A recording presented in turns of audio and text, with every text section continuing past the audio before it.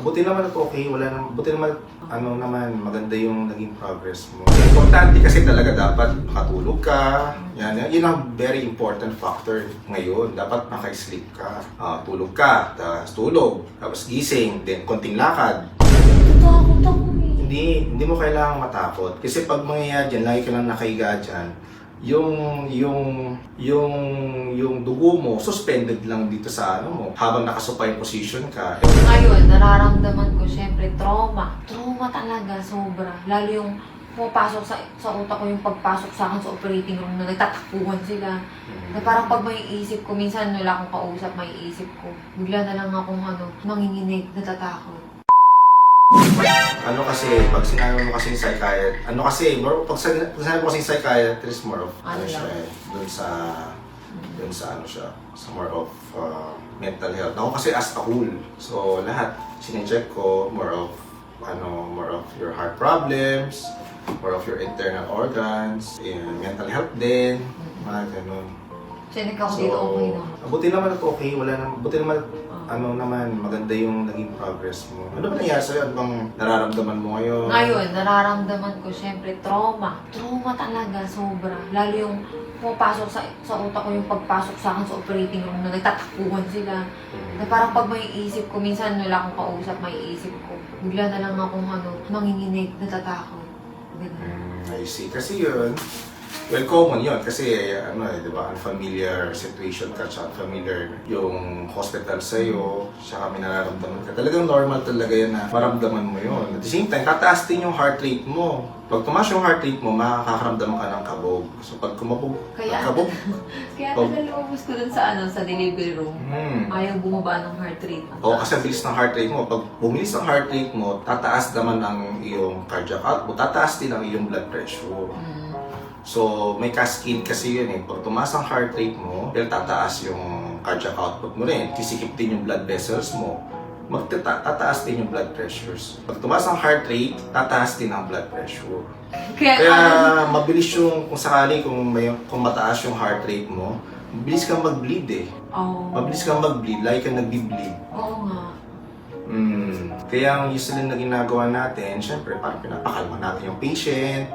Mostly pagka ganyan meron tayong binibigay ng mga sedative. Kaya sa anesthesia, di ba? Pag lalagyan ka ng anesthesia, kumakalma ka, nakakatulog ka. Kasi meron siyang anesthesia, meron siyang anesthetic effect, meron din siyang sedative. Hallucinate pagkatapos eh. Yun nga lang yung magiging yung magiging drawback niya, may mga hallucinations ka.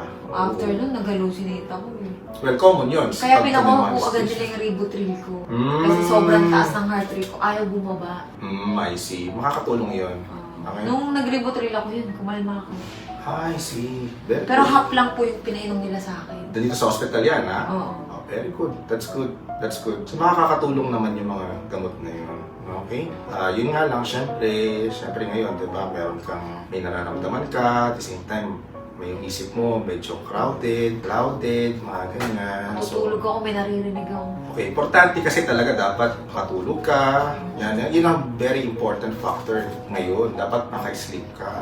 Tulog ka, tapos tulog, tapos gising, then konting lakad, pahinga, then tulog ulit. So, kailangan mo rin talagang maglakad. Maski mag-walking ka lang. Natatakot ako eh. Hindi mo kailangang matakot. Kasi pag mangyayari dyan, lagi ka lang nakahiga dyan, yung dugo mo, suspended lang dito sa ano mo, habang nakasupine position ka. Paano kapag ka naglakad ka? Pagtayo ko kanina, nanlamig yung katawan ko. Sige, ganito ang gagawin natin. Para hindi mabigla yung katawan mo, pwede ka dito umupo. Okay? For example, sige ngayon, buka dito sa side. Dito ka sa side. Okay, buka lang dito sa side. Okay. So guys, ayan, dapat 15 minutes yun. Naputol yung video namin kanina ni Doc. Yun yung psychiatrist ko. Naputol yung video namin. So, marami rin kasi nagtatanong kung ano daw yung mga iniinom kong gamot noon. Kasi actually talaga naging okay ako. Yun, dinala niya ako ng gamot dito. Tapos, binisit niya ako. Ayan, si Doc. Kung gusto nyong magpa-psychiatrist kasi talagang as in ang galing niya. Kung gusto nyong magpa-psychiatrist, ilalagay ko dyan yung account ng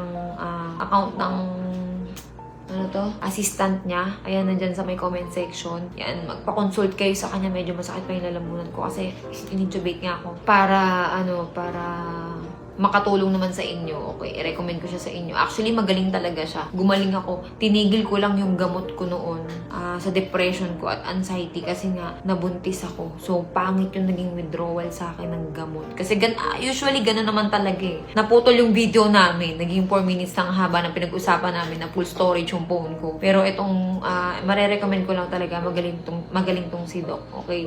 Subukan nyo. Tsaka, ang bilis niyang magpadala ng reseta. Kasi hindi basta-basta nagre-reseta kasi ng mga gamot ang mga psychiatrist. Kailangan talaga meron kang reseta na actual, 3 copy kasi yan eh, bago ka bigyan sa may Mercury. Hindi siya basta-basta nabibili. Tsaka, magaling talaga siya. Marami siyang napapagaling na mga may problem sa mental health. Hindi na maiiwasan yan ngayon.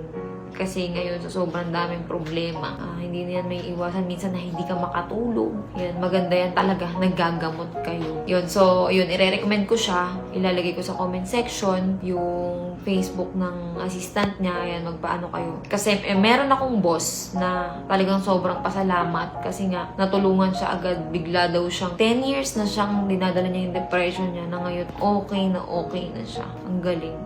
Ang galing ng mga gamot na binigay niya. So, yun lang. Kung magpapakonsult kayo, ayan, ilalagay ko yan sa may comment section. Para matulungan din kayo. Okay, so